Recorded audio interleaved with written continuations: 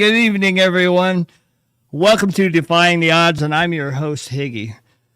Defying the Odds is my attempt to create a ripple effect of hope, positivity, and inspiration in our recovery communities by sharing inspirational testimonies of people that have overcome seemingly insurmountable odds to have and live a life of purpose and destiny. If you're catching us live, the live button will be right there. Drop a hashtag live and let us know where you're watching from. If that button is not there, you're catching a replay. Drop a hashtag replay. Defying the Odds is powered by No More Heroin, my nonprofit, 501c3, and all revenue created through streaming goes directly into my No More Heroin account for providing sober living scholarships for people that are leaving treatment. Tonight I have a great guest. I have a dear friend of mine from coming to us live from Dallas, Texas. Michael Molthan, a.k.a. M to the Rock, is joining us. He's got an amazing testimony. He was a celebrity home builder, struggled with mental health and addiction issues, and after 27 arrests, he was incarcerated. Subsequently, he was released from incarceration due to a glitch, and since that point, he's made it his mission to share his story with as many people as possible in hopes of helping them avert the same mistakes he's made in life. He's a man of God. Powerful, powerful testimony. I'm going to bring in my friend, Michael Molthan from the M to the Rock show. My brother, how are you? Higgy Bob, what's going on? It's good to see you, brother. You're looking phenomenal. Thanks, man. That was a great intro. I can't wait to hear what I'm about to say. I want to throw up this picture as a point of reference. This was me giving you your 1 year coin in Ohio at my event in 2018. Yeah, I remember that. That was a good time, and I still have that coin. That meant the world to me, Higgy. That's awesome. You were on probation at the time. You were given permission. I was on paper, and Judge Bennett, did a travel voucher, and I used the mug shot as my ID to get on the plane. So that was a good time. It was, and you helped me. You helped me out emceeing the event. We had a lot of people. It was a very hot day in Ohio that day. It's such a large collection of people sharing their stories, loving on each other, and it was amazing. I'm so glad you had the opportunity to come in. This gentleman right here on the left. What a stark comparison. I mean, it just there's what I'm saying is there's no comparison to the man you formerly were to who you are today, who you've transitioned into. True transformation, yeah. And at that time I realized that God was all I needed because he was all I had. He stripped me of everything and said, "You'll mind somebody." So that's when I turned my life over to the Lord. So M to the Rock, what does that stand for those that don't know who you are? So my name's Michael Molthan, so M2, and the Rock was, we talk about hitting rock bottom all the time, and so I finally realized that the rock at the bottom all these times was God. So I decided to stay at the bottom and stay next to the rock and have godly men lift me out of the bottom instead of my own devices. I love that. So I want to share this clip from I Am Second for folks. I was released because of a technicality, a paperwork error. Once I got outside and I could see the sun for the first time and feel air and breathe in, and then fear crept in. What do I do? Where do I go? I have no money. I have nobody, no one to call. And God said, walk. Not audibly. I used to hear people say that. I thought that was witchcraft. And he spoke to me through thoughts and feelings, and he told me to walk. That's so powerful. What were the events in your life that led you to that point? denial, denial. And I was trying to play God. And, I got to a point in my life that I just wanted to die. And I'm sorry, Higgy, I'm getting horrible feedback in my ears. So y'all bear with me. It's not on your side, it's on my side. But I'm hearing myself repeat myself. So I feel like I'm on a acid trip. But anyways, Flashbacks. I finally realized, that, like I said before, that God was all I had because he's all I needed. And when I finally had that spiritual awakening in prison, where, it's literally like Green Mile, and, Christ came into my life, I forgave everybody that, who had harmed me, that I'd been carrying my whole life, trauma and the suffering. And when I truly forgave them, God set the bond, and he gave Christ the key, and he put it in the lock, and he literally set me free. And it's the first time in state of Texas history it's ever happened. And they pushed me out of prison, and so I didn't know what to do. And God, told me through thoughts and feelings. When I talk about that witchcraft, I used to hear people, believers, saying, God spoke to me. And I'm like, dude, that's witchcraft. But he speaks to us through the Holy Spirit, through thoughts and feelings, or we call it the gut. And he told me to walk. And so I made the journey 300 miles back to, to Judge Bennett's court. And that's where she, said, I heard what you've been doing, and go pay it forward. And that's what I'm still doing to this day, 7 years later. That's 7 years. 7 years of continuous sobriety. Yeah. For guys like that's an eternity, right? That's a whole new life.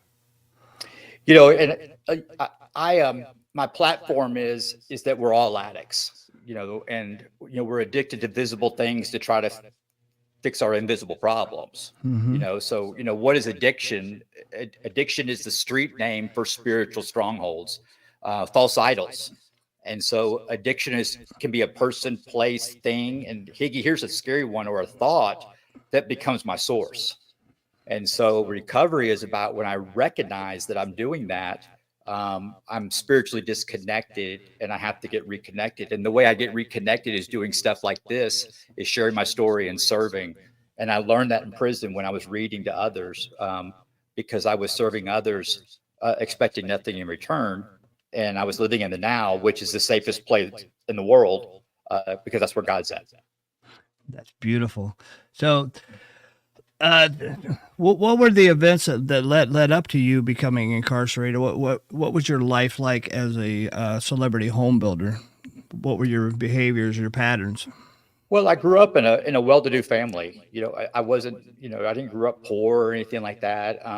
Behind closed doors, there was lots of abuse, sexual abuse, and the life that we led, that people saw, it was so hard that people would believe me, that, if I shared what was going on. So, I lived this double life and hit it. I was very successful in business, and when my wife at the time had a massive brain hemorrhage in 2009, the two families, came together, and there's fighting, and it was over money, and I just twisted off, and I went off into a dark place. And I did not, and the thing is I had no tools to handle fear. I'd been to Betty Ford, and I've been to, but I never worked the steps. I never had a sponsor, and I never let anybody close to me, especially a man, to share, what I was feeling, because I didn't trust anybody. Absolutely. I have a lot of the same issues in my life. So once you were released from prison, you started over from ground zero. Nothing. I remember coming to visit you in Dallas when you first started your show, and you had a key around your neck. Oh yeah. The neck, you wore it as a necklace. I'm trying to remember what that was for. It's just something that sticks in my head. So I had one pair of shorts, and they were white. In fact, I was wearing them on stage there, and they had holes in the pocket, and that was the key to get into the place that I was staying at. So I took a shoestring and basically just tied it around my neck so I wouldn't lose it. But the neat thing is when I got released and I got back to Judge Bennett's court and she set me free, I went to the Salvation Army to live there. In fact, Lee and I just drove by there last night and going to dinner with some friends, and I lived there for 3 days. And I go visit my dad, who my parents just recently got divorced, and my dad's deceased now. But when I went to visit him, he said, this guy keeps calling my phone because we had the same name. And he says for him to call him. So my dad told me that. And I'm like, so I called him, and his name was Brian Glenn. And he runs a local reporter for Channel 8 News, ABC in Dallas. And he ran a very successful radio talk show, business show. And he was wanting to know where Michael Molthan went. He's like, we see your brother doing well. And where's this well-known high-end luxury home builder? It just disappeared. And so I called him. So I got released on Friday, October 13th, in 2017. And then the following Friday, I'm on the phone with him on my dad's phone, and Salvation Army closed in the driveway, so I could, be quiet. And I tell him this entire story, and he goes, "Wow, that's amazing. This all makes sense now. What year was this?" And I said, "Brian, this was Friday." And he's like blown away. And then the local media got a hold of it, and that's when iHeartRadio got a hold of it, and they invited me in to interview me, and then that's when we started the iHeartRadio show, Drive Home Traffic. And that's how you and I met. Yeah. So we did that for 2 years, 5 nights a week. And then people started jumping in and sponsoring and, helping me out. And God just started putting people in my life. And to this day, at M2 The Rock, everything that you see, people have called us. We have been about attraction, not promotion, until Lee has come on board and really blown this thing up. Lee McGuire. Lee McGuire. She is your partner. She's my partner. She's my fiance, and we're just kind of starting to go a little public on that. But congratulations! She's amazing. Thank you. She is an absolutely amazing, strong Christian woman. Was former Miss Oklahoma, 3rd runner-up, Miss USA, and she grew up in the ministry. Incredible singer, but she is very, very deep, and she's a writer, and she's a studier, and she has really broadened my thinking as far as learning things. So she's always studying and teaching me things. So wicked smart, kind of scares me. Wicked smart. Oh man, we need that. We need that in our life, right? Yeah. So I knew back in 2018 that your story was going to help a lot of people, and it has. You sharing your testimony has touched an infinite number of people, and now there's projects in the work to tell the story to a larger audience. Would you like to share about that? Yeah, well, I mean, like immediately when I got released and the story, I'm not unique, Higgy, and the people that are watching this, I'm no different than anybody else. But apparently, the public thinks I got this Forrest Gump story. I grew up playing golf. I was on the pro golf tour. I was this home builder. I've got all these stories, and I'm a storyteller. I put myself on blast. But I had a lot of people reaching out to me to write a book. Your book, your story is amazing, and I wasn't ready because I hadn't finished working the steps, and I hadn't finished making my amends, and the Spirit was telling me I wanted my story to be a story of redemption where I wanted to share with everyone. I don't want to demonize the people of my past, because my mission is to not influence others. It's to help people see life through God's perspective, not the world's perspective. So, for example, my grandfather, who, when I did my 4-step, I played a role in it. And people go, wait a minute, you played a role in your grandfather, sexually abusing you. And I did. And the role I played in it was I chose to hold on to the resentment. And, when I was released, and I released him when I was in prison, and I had this awakening and literally set free, I got to share that story. And as a result of that, the show's on every tablet and every prison and jail. As a result of me sharing that at an event, and a guy that listened to it was crying, and he was a big wig at Securus, and put the show on the tablets, and that's a result of me forgiving my grandfather. And so as I'm driving, I'm going, wow, my God's using my grandfather, to help others. And so there's a book, I don't wave any flag for any support group meetings. I respect the anonymity of the programs, but it's called Rocketed to the Fourth Dimension. And what that means is seeing life through God's perspective instead of mine, or the world's. And so that's what I like to share, is that the bad days, it's like, oh, I see, God, why you allow this to happen. I see why. So people would, approach me to write the book, and it just didn't feel right. It was a money deal for them. And just recently we had a family that we're very close to, that's on our board here in Dallas, introduced me to someone. And they, her and her aunt were very touched by the story personally, because they've lost people, family members in addiction at a very young age. And so, Lee and I had a meeting with her via Zoom, and she was passionate about it. And that's what I surround myself with, is passionate people. And so we are writing a book, and then they're going to turn it into a film. And it's called 300 Miles. And her name is Krishanda Lee Perez in Los Angeles. And she's incredible. And she's very picky about, what she does. And her background is just, her resume is just off the charts. As a matter of fact, we're going to Los Angeles March 8th, to work with her in person. But every Tuesday and Thursday, I'm on Zoom with her for 2 hours, working on this book. And Higgy, it's been hard. It's been really hard, and it's affected me, and in a good way. But I've had to really lean on my sponsor and Lee, and because I've had to open some doors that I've shut.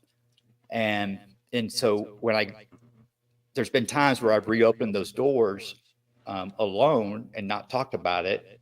But then I reach out to Ray, and he talks me off the ledge. But it's been very growing, and it's taken a lot of time. So tell us about Ray. Who is Ray? So I have I met this gentleman at a gig I was speaking at, and he was there to share his story, and his name is Ray Wiley Hubbard, and he is a legend singer songwriter, and his sponsor was Stevie Ray Vaughan, that got him sober. And we were in the green room, and he was surrounded by tons of people, and he broke through the crowd. He came up to me and he says, "Hey man, I follow you and I like your vibe." And we exchanged phone numbers. And when he shared his story on stage, his story is about step 3, about God. And I'm like, dude, this guy spits. And he's a storyteller, that's what he does. And I called him and I asked him if he'd be my sponsor. And he's been my sponsor for, 5 years. And he's literally become the dad that I'd never had. And he's the first man that I can share everything with. And he's just become such a great impact in my life. That, being able to be honest with your sponsor is so key in getting rid of all that grief, shame, trauma of the past, right? And having worked through that, what suggestions would you give someone that's working with a sponsor that has these deep, dark secrets that they're not willing to share with anybody? But we know between us that secrets keep us sick. Is there any helpful suggestions you would give someone in that situation? I didn't get honest with another man, our sponsor, until 5 years ago, and because it took a lot of risk, to talk about it. But the pain got that bad, and I took that risk to talk about it, with him. And so, it's paramount that men work with men and women work with women, and to become, honest with that person and find a person that you want what they got. And long-term sobriety. They have long-term sobriety. My suggestion is someone over 10 years, and walk through the steps and don't mess around with it, and be honest and be consistent. Call them every day. I talk to Ray 2 or 3 times a day. I hear people say that I call my sponsor 3 or 4 times. I'm like, come on, man, get over it. But I'm that guy now, and work those steps, and he just helps me, and he's very consistent. Every morning I talk to him. He says, Michael has your prayer. Michael has your prayer and meditation. And I said, I did it. And he says, well, don't let your thoughts become your actions today. And don't let your thoughts become your actions today. And then he also says, don't embarrass me. Got to throw that in there. Yeah. So he is, I love him. He's just great. But yeah, sponsorship is paramount. Or a mentor, or a therapist, or a counselor that you can on. But the great thing about sponsorship, they don't charge. You know what I mean? They're really engaged, and it's like what he told me. He says, "You helped me so much," and we've got that relationship now, where he calls me. He says, "Hey, let me run this by you," and so it's been great. That's awesome. That's and Lee's not one of us. She's not in the program. And she's like, you need to go call Ray. I'm like, wait a minute, because so she'll recognize when I'm off the beam. So, what are some of the character defects that you're working on today through your program? Well, the main character defect's fear. Fear. It's fear. Because what happens is when I'm into fear, it's an opportunity. It's an opportunity for my faith to grow, or an opportunity to go to prison again. And if I don't do anything with fear, it turns into resentment. And then it turns into anger, then it turns into rage, and then it turns into isolation, and then it turns into paranoia. Sure. And the paranoia is, what I mean by that is you send a simple text to someone and they don't respond back, and then you're in your head going, they don't like me. Right. And then we find out once we have needles in our arm and we're in prison that, they changed their phone number. Right. I mean, or they had other things going on at that time, just Right. something simple, and we catastrophize it and make it all about us. Yeah, that's right. So fear's the number one thing. You and I are a lot alike. We're empaths. We feel things, a lot deeper than other people. How has codependency affected you in your life and in your recovery? Good question. I've never struggled with it because I've always been a loner in private. Higgy, me when we're together, I'm very quiet. I listen a lot, and the most talking I do is stuff like this or when I'm speaking. But when I do let someone close, I tend to let them be my source. Okay, remember what I said? Yep. Person, place, thing, or a thought, when it becomes my source, I'm in trouble. Right. And so, I'm very cognizant of that. But I'm also very cognizant of, like the word selfish just confused me. I said, man, I do everything for everybody. But at that moment, I might be selfish. So, codependency, we're all codependent. We're all codependent to a degree. But the solution to codependency is to talk to your sponsor about it. Why am I doing the things I'm doing? And guess what? It comes back to fear. Absolutely. We're seeking approval, That's right. And validation for who we are. That's right. And in recovery, once, when I say recovery or born again, and walking in the spirit, Satan, the enemy, will use that codependency, to attack us, because you're not good enough, and they're going to leave you, or all the things that go through our head. Absolutely. What can you tell us about I Am Second, the organization? So I Am Second was started. Oh man, I wish I in the 90s, and it was That clip I showed of you speaking was a segment from the White Chair films, right? yeah. So that's the production White Chair Films, and it's called I Am Second, and they did a huge campaign. Like Joe Gibbs and the owner of Interstate Batteries, they started it. And they had celebrities. They only do 12 films a year, so they have celebrities from Brian Head Welch from Korn, the Duck Dynasty guys, and just all their platforms, all celebrities. And when they reached out, to us, I'm like, what? They're calling me, and so we did the film, and their world headquarters is at Plano, Texas, just north of Dallas. And so we did the film, and it's on all their platforms. It's over 30 million views. The film they did on me, Yes. and it's opened so many doors. And I think you've seen the campaign recently on the Super Bowl. He Gets Us. Yes. He Gets Us. So they're branching off doing that now. That's an arm of I Am Second. That's awesome. You're totally reaching the masses with this positive message of It was hope and just such faith. a blessing. Yeah. It's powerful. Yeah. So I challenge everyone to go to iamsecond.com, their YouTube channel, and watch their films. They're 9-minute films, and they're incredible. And I love watching them, and the stories of redemption and hope. It's not addiction. It's just it's testimonies. I wanted to share this with you.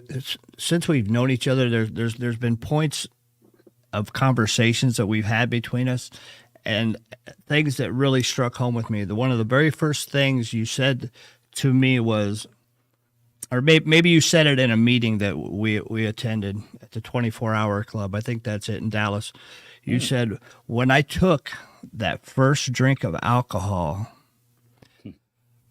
I was able to I loved the feeling. I loved what it did for me. And I was finally able to exhale. Yeah. When I drank alcohol and did drugs, I felt like everybody around me looked. I started feeling like that. And, the pain, I was looking for relief. I just recently posted a video a couple of days ago. We don't understand addiction, and we're seeking pain relief. And we're seeking pain relief from trauma, and we're seeking pain relief from suffering. And so we have to take that risk and talk about it. Yes.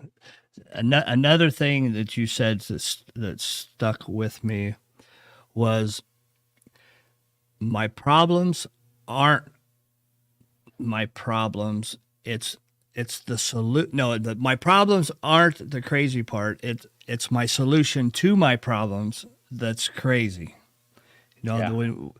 Our problem solving skills are absolutely horrendous, right? So we talk about insanity, and the definition of insanity is doing the same thing over and over, expecting different results, right? Yes. Well, that's not the definition. The definition of insanity is doing the same thing over and over, knowing what the result's going to be. And that's where I was at. I was going to continue to do the things I did, knowing how it was going to harm me and harm others. And my story is not, my story is my story, but I had trauma at a very young age. All right, and to make that trauma go away and that pain go away, I seeked visible things to try to fix it. Well, when I did that, then I created self-inflicted trauma. Yes. And so I started creating my own trauma. So I lived a life as a victim, and that everybody was, everybody was out to get me. So I had to work on myself first with what was within. And when I had, accepted Christ, not church, not religion, but the real Christ. That's where my life changed, and I started seeing it through a different perspective, where I could use my story to help others. And I love it, Higgy, when I speak. I speak on all different platforms and different things, and when the non-alcoholic or drug addict relates, that's what I love the best. Me too. And the mission is to help the families, and my main mission is to help men. Because our crisis today is the missing man, and it's time for men to take the dinner table back. Absolutely, that's powerful right there. I love that. Yeah. The men need to regain the control of their role, right? Right. So Which and that's is the way God engineered us. God created Adam first, and it's not about priority. It's about positioning, and so we're the vessel, and we hand that down to our wives, and the women are starving for that, because that's the way they're engineered, because they're the receiver. There's a difference between being a leader and dominating someone, right? Yeah, I mean, there's because like, I'm the man of this house, Right. Well, what book you're reading from, and so it's a lot of we can get into relationships, but if I'm not responsible enough to take care of myself, how am I going to be responsible enough to take care of someone's daughter? And so it's a very selfish act, to get into a relationship where I don't even know how to take care of myself. That is a lifelong journey, I believe. Yeah. So, what are your hopes and dreams for the future? Well, we just want to show you my new. Interrupted the camera. This is Foxy. Hey, Foxy. Foxy's our new little child here, and teacup Yorkie. So we really enjoy her. So this is my future right here. That's my baby. Pets are an invaluable tool in recovery. That's right. That's right. So we're having a good time. So what was your question again? The projects for the future, hopes, dreams. Are you still doing the M to the Rock show? Well, we're starting it back up. So okay. I got another chair here and a mic. We're about to start a huge tour on.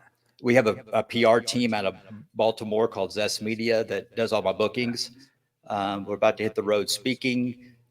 When the book is released in September, I have a speaking agent that's going to be, booking us to, for book signings and speaking on that. So it's really going to crank up. But we're about to start a big, newscast all over the country. They patch me in like this to talk on, different topics, addiction. And so March is going to be real busy with, I think I got podcasts and shows almost every day. You've been on the PTL Club. You've been on ESPN, right? Yep. Yeah. NBC, ABC, Fox. Yeah. Dallas is a hub for all 700 Club. 700 Club. 700 Club. Anyway. That's what I meant, not PTL. Yeah. So 700 Club, and who would have thunk I'd been on this? Who would have thunk I've been on the 700 Club? So you were featured, bro. You're such a powerful testimony. Yeah, so we're about to be on the James Robinson show, and you're walking it out. I just follow Lee. She just tells me what to do. I just get up there and talk. Well, you're doing great things. Let's see the comments here. My sponsor Skip is in the comments. Hey Skip, you got your hands full, Skip. Yeah. I'm in good hands these days. I'm allowing myself to be. Well, I need to say something about you, Higgy. You look great. And thank you. It's really a pleasure to see what you're doing, and just you're doing the deal, and you have a talent, and you're doing exactly what God wants you to do. Thank you. It means a lot to me to have you on here. You know, given our history and my journey through recovery has been a little twisted, but things are going well and things are Me falling too. into place. You know, you're a great example of recovery. You're a good friend, and you're loyal, and you're solid. You're solid, and you haven't deterred at all from who you were when I met you. You know, Well, we'll thank all you. I go appreciate through an evolution process, but essentially, you're the same genuine, real person that I met 7 years ago. Thank you. That means the world to me. I just, I just want to serve. Hey, God's not interested in celebrities. Okay, He's interested in servants. And that's what we're here to do. What's up, Aaron? Boston Durkin says, Michael, I want to come on. Hey, Boston. That's a good one. He's Fireball. Bella Faith. Hi, hon. Yeah, Bella. She's from D-Town. She's here in D-Town. Yes, she is. Yeah. Matt Hall's mother, Deb, says hi, Yes. Michael. Yes. Hi, Deb. So yeah, that was a difficult period of time for me. I know it losing was. Matt. Yeah, he was good people. I enjoyed him. Yeah. Do you have a message for anybody out there that struggling with addiction, mental illness, that doesn't feel that they have a way out, or doesn't feel that they're worthy of recovery? So I have two messages that, in the recovery world, our sobriety dates. We talk about sobriety dates, and there's such an emphasis on sobriety dates, and I value that, and I get that. But if you go back out, don't let that keep you from coming back in. Sure. Because we all have the same amount of sobriety, and that's today. And, to get back in as soon as possible. If you're struggling with the addiction, and it's like what I did that woke me up, is the three words: I don't know. I don't know. You talk to someone that's in recovery and simply say, I don't know why I'm doing the things I'm doing. I don't know why I'm doing it. I don't know why I have this mental obsession of drugs and alcohol, that's all I think about. And I don't want to do this anymore. And there's phases of recovery. There's the detox phase, and there's the pink cloud phase, and there's the wall phase. But the common denominator that I have seen of people who get long-term sobriety and the light comes on is the spiritual awakening, and that is handing it over to a power greater than ourselves that is going to restore us to sanity. And so that's where it's at. Okay, Michael, that sounds great. How do we get that?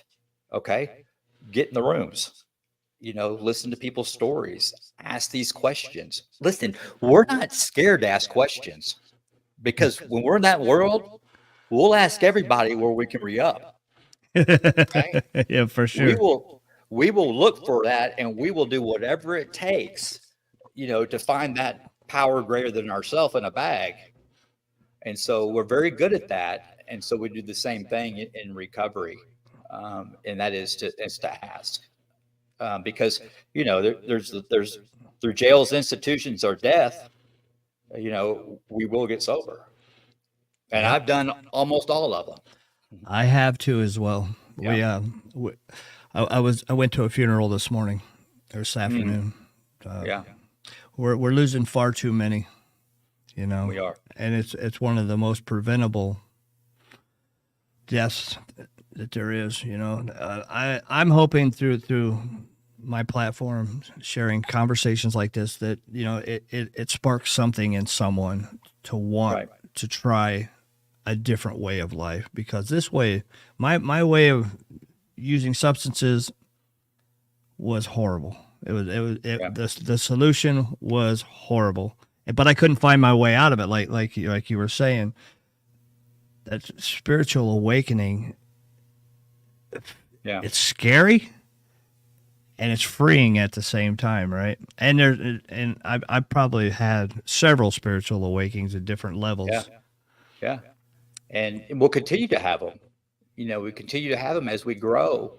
When I talk to another man, if a female reaches out, I have my boundaries. If I do talk to her, I put her on speakerphone. I have another woman in the room, and I direct her in the right direction to talk to someone, a female that's in recovery. But if I talk to a man in recovery, and he calls me, and I simply ask this question, why do you drink? Why do you do drugs? And he'll say, well, because, past trauma, because of child abuse. And I'll say, wrong answer. My job, wrong answer. My wife, wrong answer. And I keep saying wrong answer, wrong answer. And they literally get frustrated and they say, I don't know. And I say, right answer. And that's it. That's it. And once we say, I don't know, we can be helped. They say, just reach out and ask for help. That counts. Okay, but what does that mean? But when we say, I don't know, is when we can really start getting input. And they'll even say to me, they'll go on the phone, and I'll have my iPhone, and we're talking, and they'll go, I don't want to talk about this God deal. And I said, we're not talking about God. We're not talking about God. I'm just asking these questions. All right. And he says, well, I don't believe in God. And I said, we're not talking about God. All right. I'm asking these questions, but I'm asking you one more question. All right. I'm looking at my phone, and we've been on the phone for 16 minutes and 8 seconds. All right. Have you once thought about drinking or doing drugs? And every one of them say no. And I say, there's something out there bigger than us that's happening right now, because you're talking about it. Hi, Rob. Rob Rawlings is in the comments. It's good to see Rawlings. you on my lives again, brother. I'll be seeing it's good you to see you in you. a couple weeks. Rob's going to accompany me to Matt's gravesite. We're going to stop by and grab Mama Deb, and just going to have an afternoon of love and connection. And Well, I will be there in spirit. Yeah, it's going to be a difficult time, but it's much needed and overdue. So you have a nonprofit as well. We do. We just started a nonprofit that Lee oversees, and it is we have approved him to treatment centers that we scholarship people to go to, but also provide literature to the book Detours right here that changed my life when I was in prison. That's written by Dr. Tony Evans. Provide those to inmates, and then also build That's into powerful. I love that. Yeah. And then we're going to build into bigger things. The most important thing is we're going to address mental health and have doctors available to talk to people about mental health. And and mental health needs to be talked about a lot more, because there's such a stigma about it, because and it's hard to talk about, and it's hard to self-diagnose it, Yes, because sir. so it's the real deal. So we're going to address all that on the nonprofit. I love that. So the book Detours, I bought that a couple of years ago. It's in my library as well. And Good. Having read that book and through your work, you've actually had an opportunity to connect with Tony, right? I did, and we're connected with the family, and in fact, their CFO is our CFO, and met her. I met Nina when I was probably out. I wasn't out 3 months, and met her at a lunch, and she happened to be there, and then she connected me with Pastor Evans, and then son-in-law and everybody were all connected, and a lot of our video content is shot by them. So we are very connected with them, and he's very powerful, and a big part of my story. And so I challenge everyone to on YouTube to go to Oak Cliff Bible Fellowship and watch his sermons. And I watch him every morning. You know, he does 20-minute videos every morning they're just amazing. Do you still have the same morning routine as when you were first released from prison? No, in fact, Lee and I were talking about that. I'm a structure routine guy, and yes, we just moved into a new house, traveling so much. So I'm getting used to that. And so I haven't been on the road the past couple of weeks. So I've enjoyed kind of, getting in the pocket and, getting up and doing the routine. That's what impressed me right off the bat with, coming, I was able to, stay in your home with you when you stayed with your father and then in your own place. But watching you walk the walk instead of talk the talk, you got up, you did your prayer and meditation, you wrote out your notes, you doodled. I watched you doodle and color in words, and you read your big book. That impressed me. It really did, because you weren't one of those guys that do as I say, do right there. Yep. Yeah. You're doing the work, right? Yeah. I still do it. I catch myself, I start, slipping. And when I get away from it, I start getting squirrely. And so, I love to, I love writing quotes and, and do quotes and create those quotes into content, into videos. And so, and when the Spirit leads me to say something, I'll shoot something in the car and, start doing it here in the studio, the quotes that I do. And I just share things that I learn through what I see through God's perspective. But yes, that routine is very important. Prayer and meditation. Prayer and meditation, and don't embarrass me. Yeah, don't embarrass me. Yeah. Look like Cary Grant, not Gomer Pyle. Michael. So I want to encourage everyone to please go follow my friend Michael Molthan on his professional page and M2 The Rock. There's a ton of content on there. I was scrolling through the videos going, wow, this is good, and I was out of communication for a couple years, and I was just looking through that time frame of what you were doing. Your mission has never deviated. Oh, thank you. And I never stopped thinking about you, Thank you. And it's so good to reconnect with you. And the enemy is trying to hit this interview because for people who are just jumping on, I'm fighting major feedback in my ears. So I hope I came across well. You did, and you always do. You present yourself well. We will get it fixed. Okay. Will you come back again once the book Higgy, is ready to launch? I'll absolutely. I'll do anything in the world for you, and I want to do a formal invite that I want you on my show. Oh, that'd be great. I'd love that. Yeah, we'll make that happen soon. I love that. Thank you. Yeah. Well, I'm gonna go ahead and wrap this up. We're coming up on the hour. Thank you, Michael. God bless you. God bless you, Lee, as well. You got your hands full with this guy. She needs it. You're a good man, Mike. I love you. You are a good man, and I love you. Thank you for being on here. Everyone, please, like I said, go check out Michael Molthan on all streaming platforms. If you're interested in having Michael speak or you MC, you speak, you do public appearances, contact him at m2therock@m2therock.com. Correct, sir? m2@m2therock.com.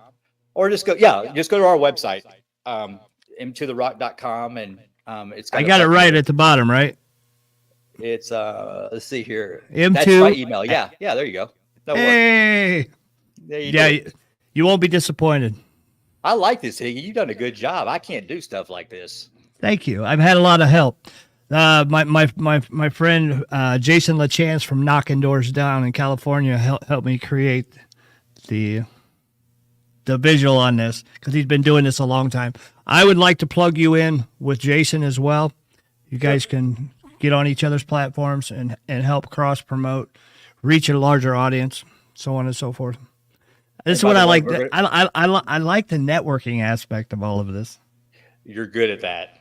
Higgy is the connector. I mean, that is your gift, is connecting, and but with no expectations. Absolutely. There you go. All right. I love you all. Thank you for being here. You guys just keep trudging, keep doing the next right thing, give glory to God, and everything will be okay. Thank you, Michael, for being here. Love you, buddy. Have a good night. I love you.